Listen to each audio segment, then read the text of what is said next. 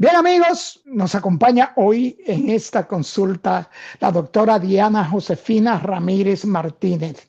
La doctora Ramírez Martínez es hematóloga clínica y con ella vamos a estar hablando de todo lo que tiene que ver con ese líquido preciado que recorre todo nuestro cuerpo, que es la sangre. Bienvenida a Consulta Participativa, doctora. Muchas gracias por su invitación y pues siempre ávidos de poder aportar un granito de arena. Sí, y más en este tema, su especialidad, doctora, que es un tema que muchos de nosotros, los seres humanos, desconocemos la importancia de una sangre sana, una sangre cuidada, una sangre con los nutrientes necesarios. Y nos olvidamos muchas veces que esa sangrecita es la vida. Así es. Doctora, vamos a iniciar con las funciones generales de la sangre. ¿Cuáles son las funciones generales de la sangre? Bueno, hablando de la generalidad de la sangre no es más que un tejido, que aunque es líquido, es un tejido que se produce dentro de la parte central de los huesos. En todos los huesos tenemos algo que se llama médula ósea. Principalmente en la parte central de los huesos irregulares, como el esternón, el ilíaco, y en la parte medial de los huesos largos, como por ejemplo el fémur, que es el hueso más largo del cuerpo, y el húmero, pues en la parte del medio de esos huesos se produce se tiene la médula ósea, es donde se producen las células sanguíneas. Cada una tiene un trabajo y ellas son células microscópicas, pero tienen un trabajo importantísimo. Y su circulación ocurre a nivel del torrente sanguíneo gracias a un líquido que se llama plasma. El plasma ocupa un 55% del volumen total de la sangre y es lo que le confiere la capacidad de circular todos esos elementos, formes microscópicos y pues que nutran nuestro organismo y nos mantengan sanos y vivos. Entonces, ¿cuáles son esas células? Pues son los glóbulos rojos que se encargan de la oxigenación de los tejidos, los glóbulos blancos que son el sistema de defensa de nuestro organismo.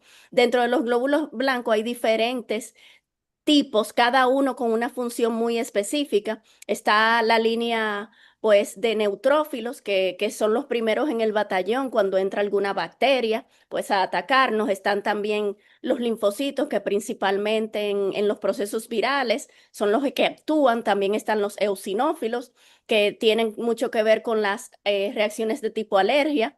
Y en cuanto a las plaquetas, son unas células que son restos celulares, porque no son una célula per se, no tienen ni siquiera núcleo, son fragmentos que salen de la médula, del megacariocito, pues se fragmenta y ya maduros salen como esos fragmentos celulares que son ya las plaquetas, pero tienen una función vital en la hemostasia primaria. Cuando tenemos una herida, cuando tenemos cualquier trauma, ellos son las primeras que van a sellar esa herida.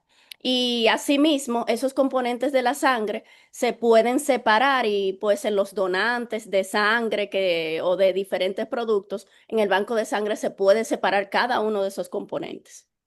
Doctora, ¿es cierto que la sangre regula la temperatura del cuerpo?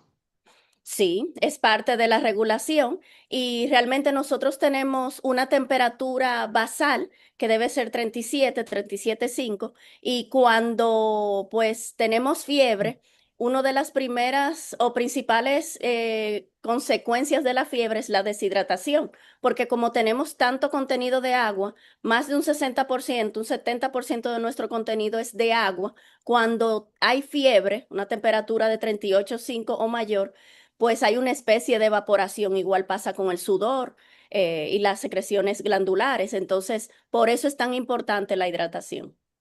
Doctora, ¿cuáles son las patologías, las enfermedades de la sangre?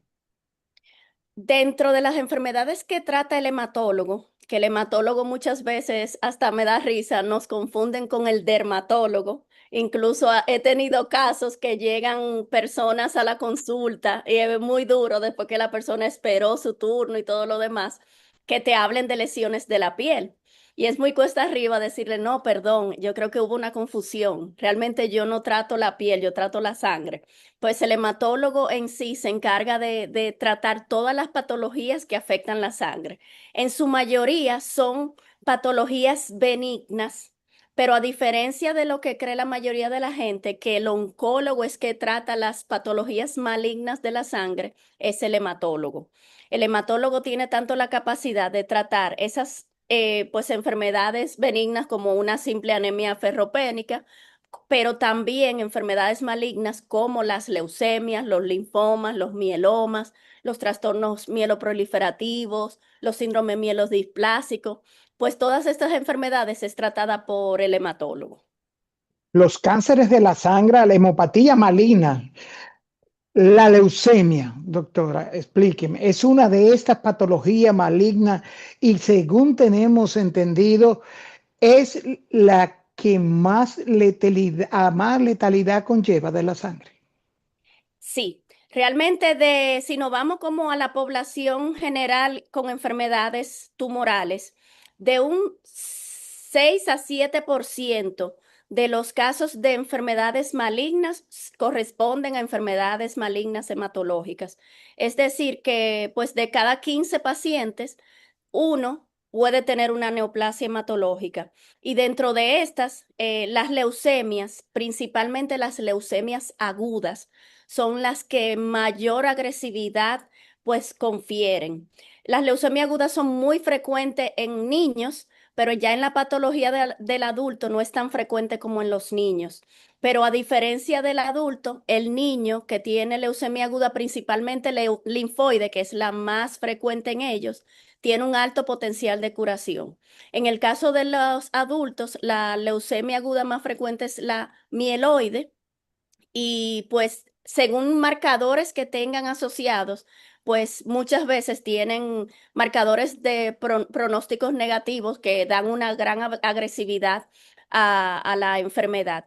Y el mayor problema en las leucemias agudas, que es un cuadro explosivo, es aquel paciente que hoy tú lo viste bien, estaba compartiendo contigo, comiendo, haciendo cualquier actividad regular y al día siguiente pues es como cuando se vira una torta, es algo que explicamos, que todo cambia en muy corto tiempo y dependiendo del nivel de agresividad que pueda tener esa leucemia en ese paciente, a veces en días pues si no se actúa a tiempo, tiene un alto chance de mortalidad. No todas tienen el mismo comportamiento y para eso hay marcadores pronósticos, pero en general sí son cuadros muy agresivos, además que el tratamiento de inducción tiene una gran toxicidad, porque en la mayoría de los tratamientos de inducción lo que se trata es de limpiar la médula, porque el problema viene donde se produce, como hablábamos, en la médula ósea, en lugar de tener esas sustancias que promueven la formación de células normales, pues hay una clona que se multiplica y promueve la formación de células dañinas que están haciendo el daño y ocupan el espacio de las células buenas o las células que quieren funcionar y por eso el paciente se manifiesta con anemia, plaquetas bajitas o los glóbulos blancos están muy altos o muy bajos. Entonces, pues ese es los mayores inconvenientes. Muchas veces el paciente van a tener alta necesidad transfusional porque al tener un trastorno de central, si hay cifras de plaquetas muy bajas, el chance de sangrado es bastante alto y necesitan transfusiones tanto de plaquetas como de sangre. Otro de los problemas en estos casos es que como la línea blanca se encarga de atacar sobre los agentes que nos pueden provocar infecciones, pues hacen infecciones con mucha facilidad. Y muchas veces las infecciones son la principal causa de mortalidad en ellos durante los tratamientos de inducción.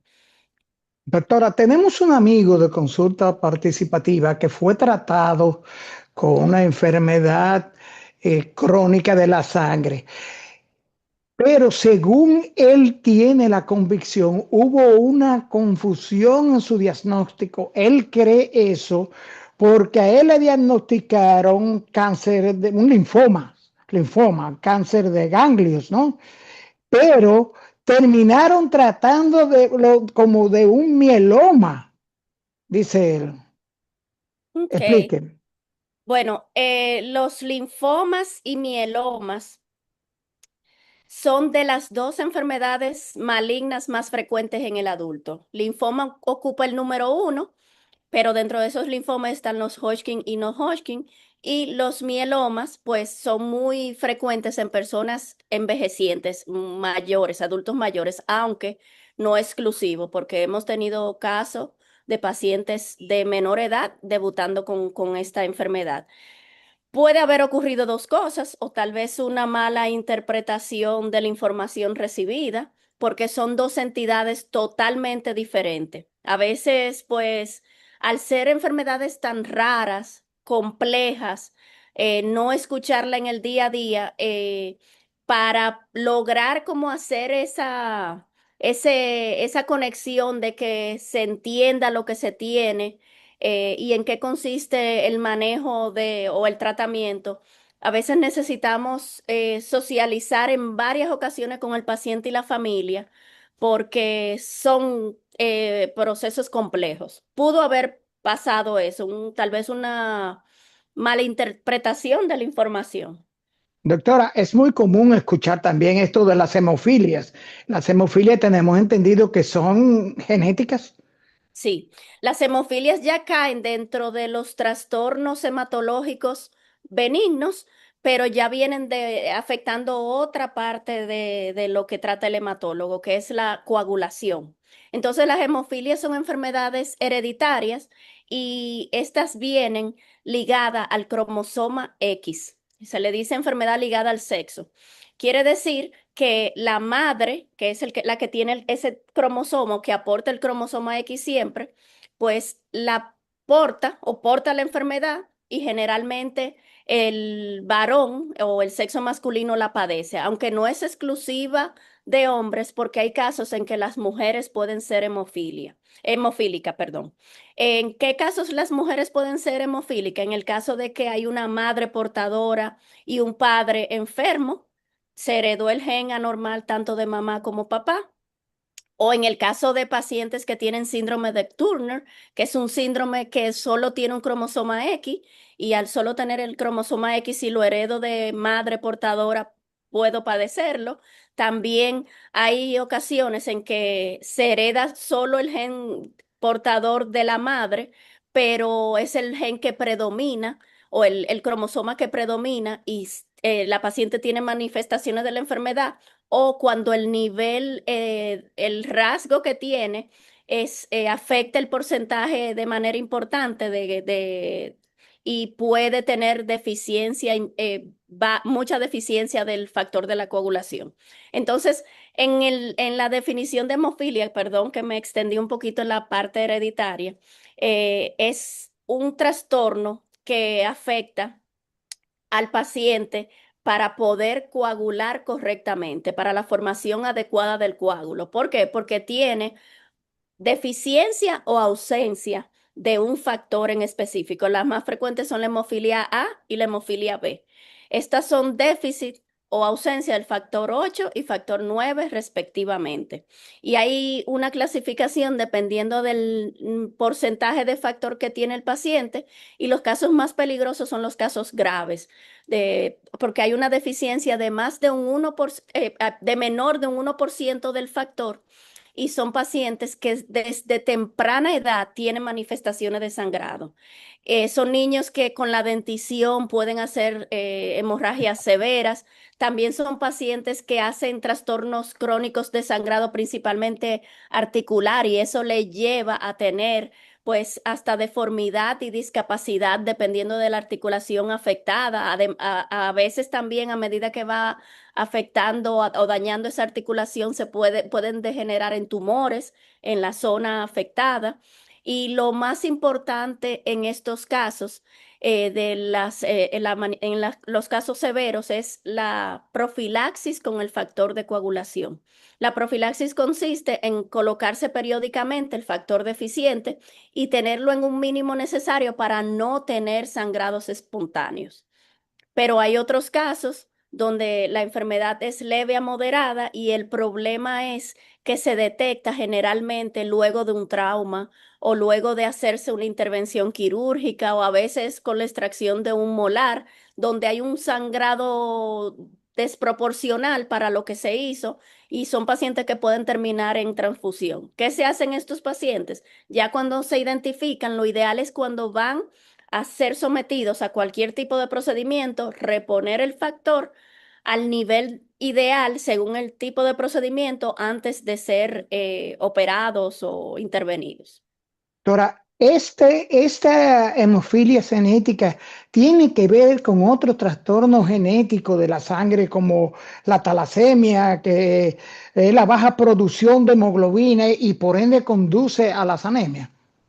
No, la talasemia y las hemofilias no tienen ninguna relación, pero sí dentro de las enfermedades de la hemoglobina o que afectan la formación de hemoglobina están pues las talasemias. Son enfermedades que afectan una de las cadenas que forman la molécula de hemoglobina o más, una o más de las cadenas de hemoglobina y estos pacientes según el nivel de cadenas afectadas pueden tener anemia que va desde leve hasta anemia severa con alto requerimiento transfusional. Igual que en las falsemias, los pacientes con falsemia hay una alteración o hay una sustitución de una sustancia que por otra y la hemoglobina es diferente. En lugar de tener la capacidad de deformarse el glóbulo rojo de ese paciente a medida que va pasando a través de los diferentes capilares, el glóbulo rojo de esos pacientes se torna rígido ante pues cambios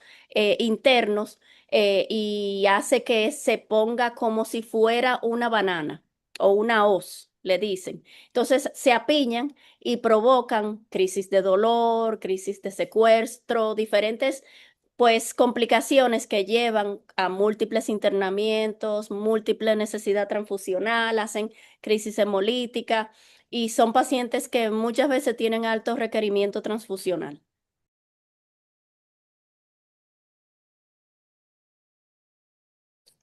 Doctora, todas las enfermedades y o trastornos de la sangre son crónicos.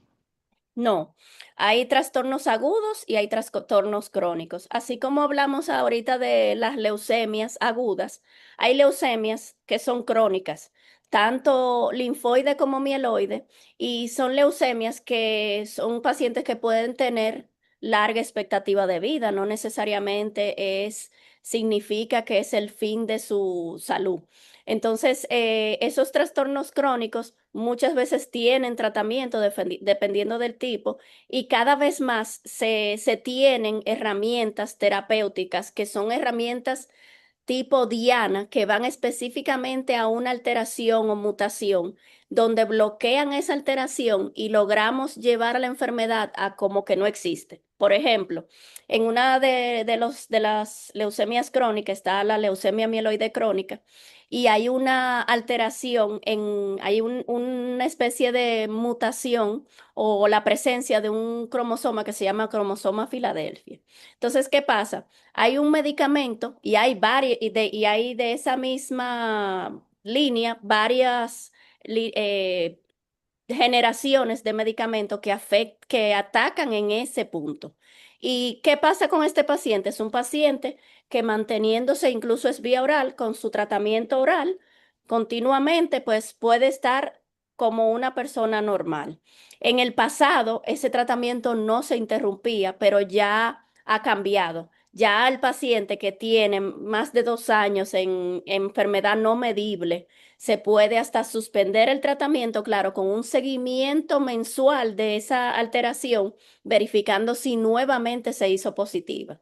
Y también hay otros trastornos crónicos que, pues, por igual están dentro de esos crónicos los síndromes mieloproliferativos, ahí está la policitemia vera, que es de la misma familia de la leucemia mieloide crónica. Está la trombocitemia esencial, que son trastornos que en su mayoría se portan bien, por así decirlo, aunque hay un grupo de pacientes que se pueden transformar o puede cambiar la enfermedad, pasar a mielofibrosis, incluso algunos pueden pasar a leucemias agudas, pero no son los casos más frecuentes.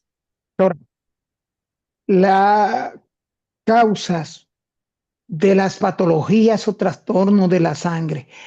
¿Qué los causa? ¿Son todos los trastornos de la sangre, patologías de la sangre genéticas, hereditarias?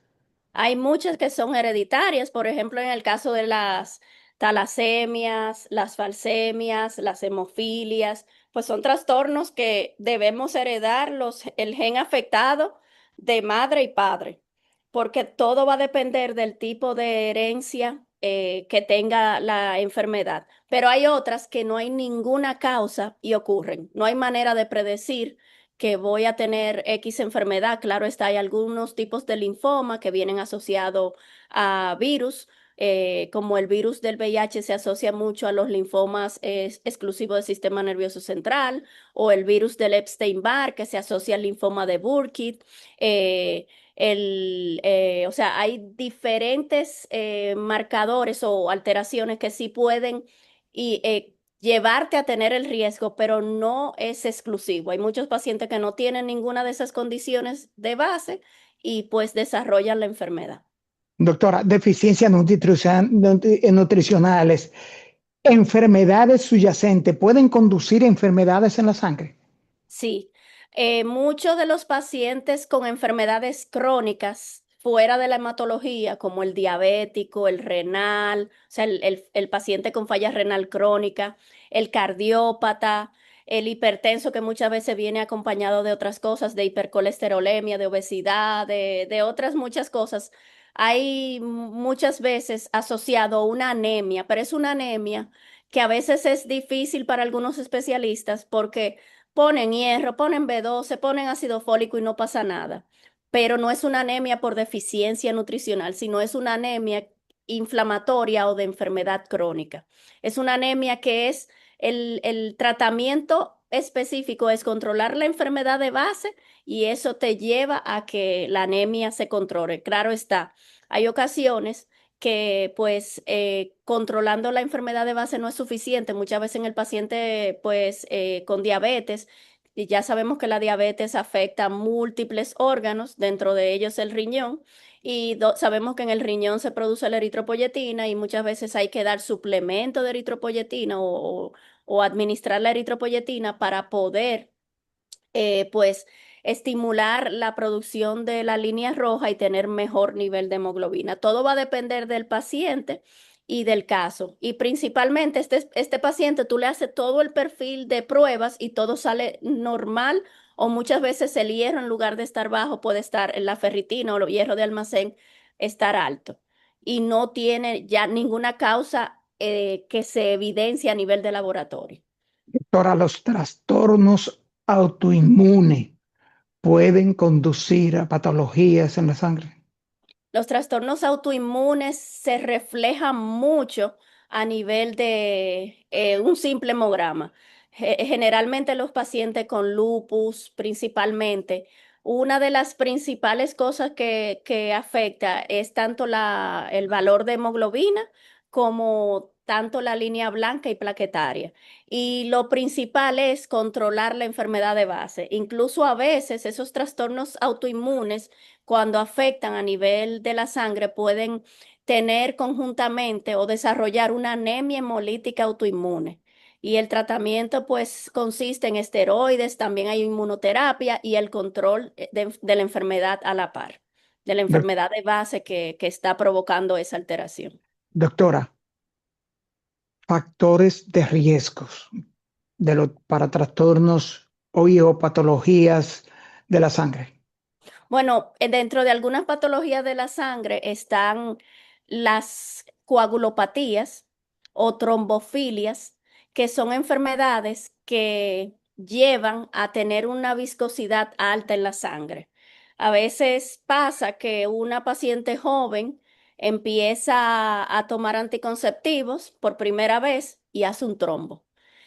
Y eso llama mucho la atención porque es una paciente que dicen, pero la ingresaron, son 20 añitos, ¿cómo va a ser que tiene un evento isquémico cerebral?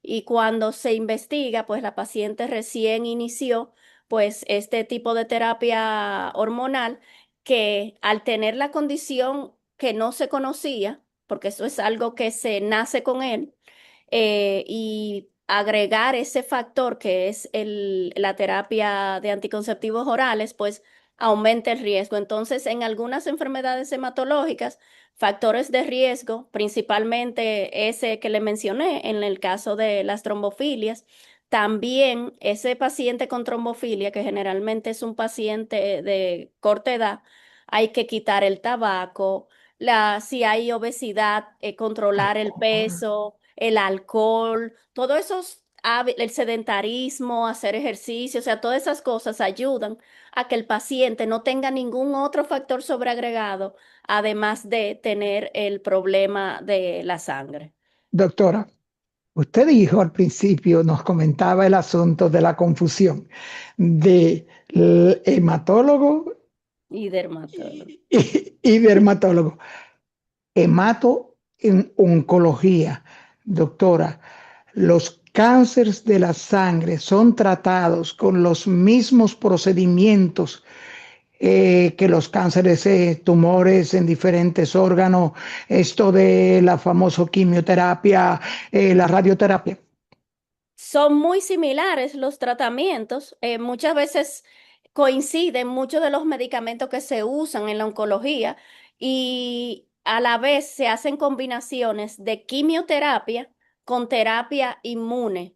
La terapia inmune consiste en sustancias que van, como hablábamos ahorita, a marcadores específicos que pueden tener presente el paciente con su enfermedad, pero los tratamientos son muy similares. No son los mismos esquemas.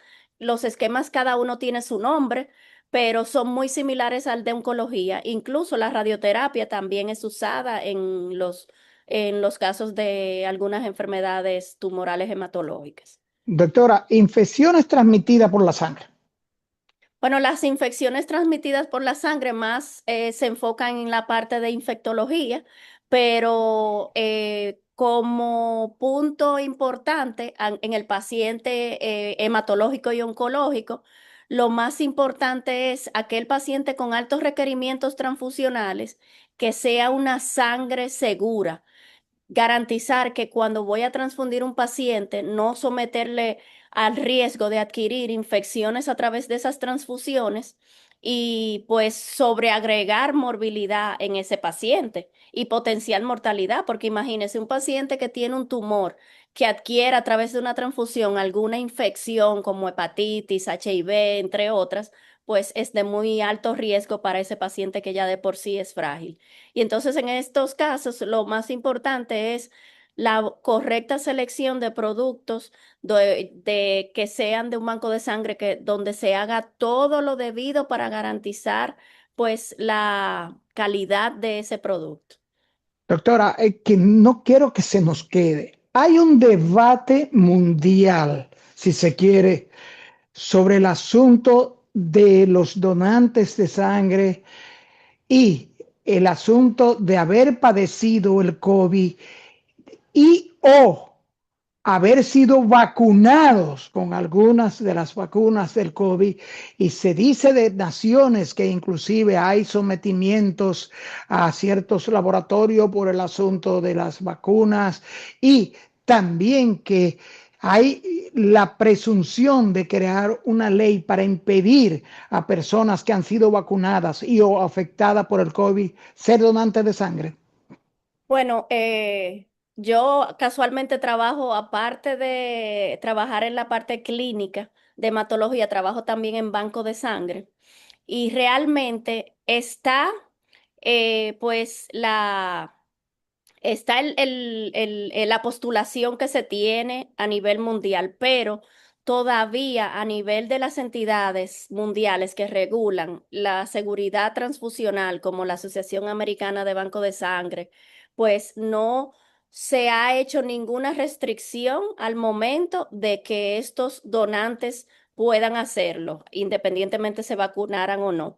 Sí se tiene o se tuvo en su momento, porque ya las vacunas no se están administrando, sí se tuvo un tiempo de diferimiento luego de haber sido vacunado. Y dependiendo del tipo de vacuna, habían diferimientos que eran más largos que otros, pero no hay ahora mismo a la fecha algo es escrito, estandarizado que prohíba. Sí, hay muchas teorías en desfavor, en que no quieren autorizar, pero eso traería mucha dificultad a nivel mundial. ¿Por qué? Porque de por sí, en nuestro medio principalmente, es muy deficiente el número de donantes voluntarios. Y si a eso lo cerramos, a que solo los donantes voluntarios van a ser donantes que no fueron vacunados, vamos a llegar a un número tan pequeño que no necesariamente son donantes que van a calificar y podríamos sufrir una crisis de necesidad de sangre muy grande. Eso es lo que más me llama la atención, eso que usted señala, doctora, sobre este asunto, porque es que casi la mitad del mundo fue vacunada contra el COVID. Exactamente. Y como el donante tiene que reunir unos requisitos para garantizar la seguridad tanto de él como del paciente receptor, imagínese si empezamos a depurar ese grupo pequeño que no fue vacunado, que no necesariamente significa que va a calificar, pues vamos a estar con una escasez importante. Doctora, como mencionamos ya el asunto de banco de sangre, mm, el factor Rhesus, doctora, ¿es cierto que el factor Rhesus de la sangre es determinante para sufrir de ciertas patologías y que ciertos tipos de sangre son más propensos a X tipos de enfermedades?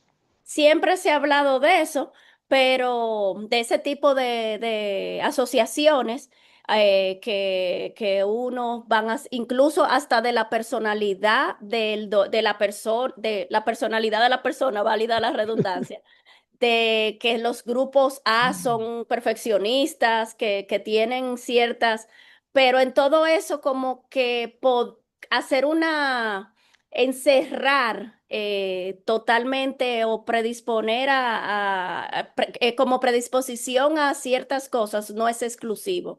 Sí está ligado a algunos grupos a mayor riesgo de cáncer, en el caso del grupo O. También se dice que en algunos grupos tienen mayor concentración de algunos factores de coagulación, pero no es algo que es 100% en todos los pacientes, según su grupo.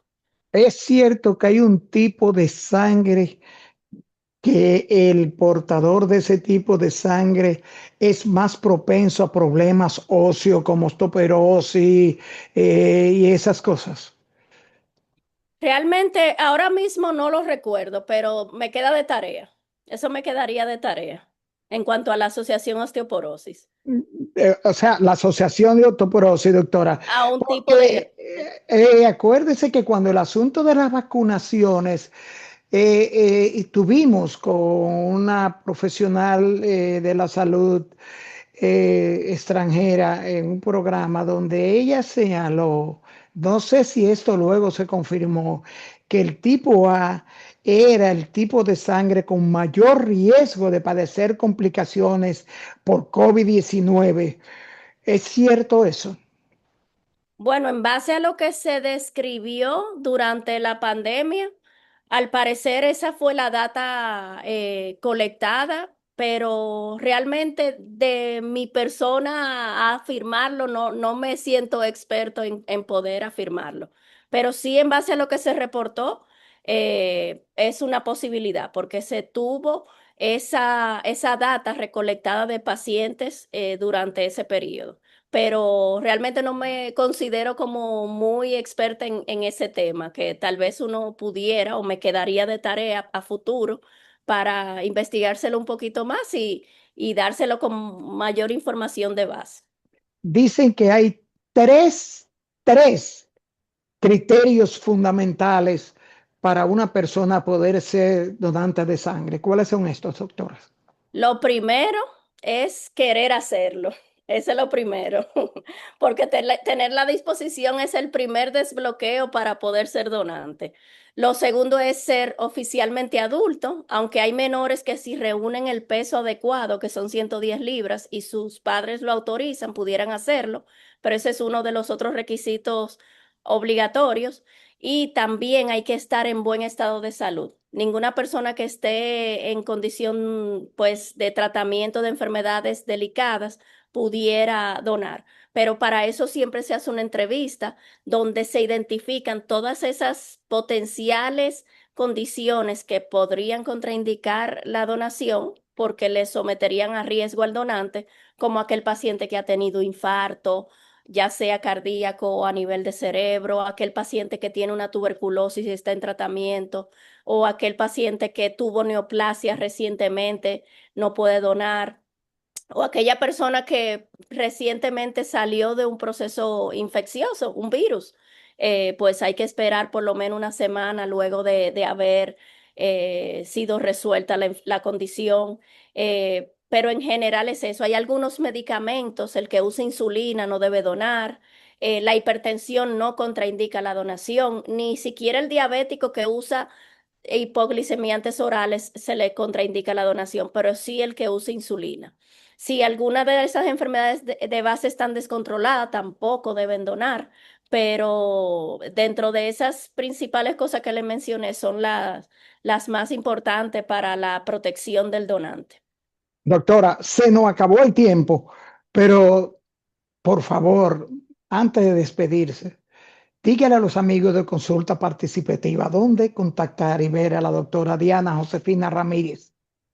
Pues yo estoy en Sedimat en la parte clínica, tanto en consulta como para pacientes que puedan necesitar internamiento y también presto consulta en Breast Care Center en Braca. Se llama, ese es un centro ambulatorio solo para consultas. Doctora, gracias por concedernos esta consulta que en la que seguro que los amigos de Consulta Participativa han quedado orientados, sobre todo en esto, doctora, de los mitos que hay con las enfermedades sanguíneas. Ay, tiene leucemia, se va a morir mañana. Ay, entonces, cosas que llevan al paciente, al enfermo, doctora, a estados depresivos. Sí, sí, realmente eso que usted ha dicho es una gran verdad y no ayuda a la buena evolución del paciente. Gracias, doctora. Gracias a usted. Amigos, gracias por acompañarnos a esta consulta con la doctora Diana Josefina Ramírez Martínez, hematóloga clínica, donde hemos quedado debidamente orientados sobre todo lo que tiene que ver con el líquido de vida, nuestra sangre. Amigos, amigas, nos vemos en la próxima consulta.